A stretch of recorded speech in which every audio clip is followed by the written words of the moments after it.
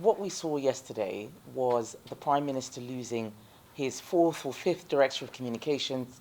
His leader in Scotland has asked him to go. It's quite clear that the Labour Party have lost confidence in Keir Starmer. Anna Sarwar said the quiet bit out loud.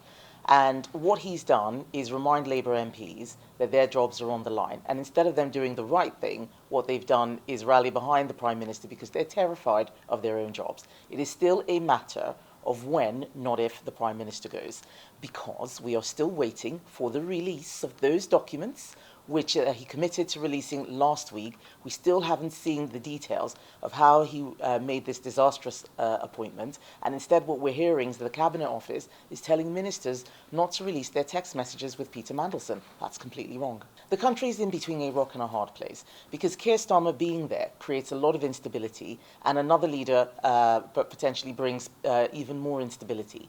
I've been talking to businesses this morning, and what they're saying is that the last 18 months have been the worst they've ever had on the high street. Unemployment going up every single month since Labour came into office, between the jobs tax and business rates and all the other increases in costs like energy costs. They are struggling, and what they see is a government that doesn't care about them. They don't care about the jobs of the people out on the high street. They only care about the jobs of MPs, and that is a real problem. That's why I'm speaking out.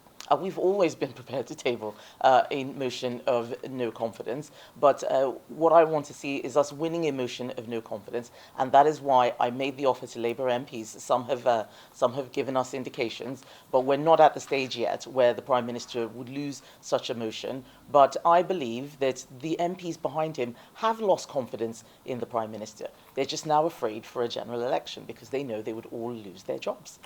Well, I haven't spoken to my whip's office, and I don't want us to go down the rabbit hole of exactly how many. There are 411 Labour MPs. They have 160 more than all the other parties combined, and they want to keep their jobs. So we know that they're not going to be calling for a general election. What I want to see is the release of those documents, which the Prime Minister committed to releasing, but he still hasn't done anything yet. I believe that they are hiding something. I told Labour MPs last week that they shouldn't be part of the cover-up. I'm not getting distracted from what that cover-up might look like, because the country needs to know the truth.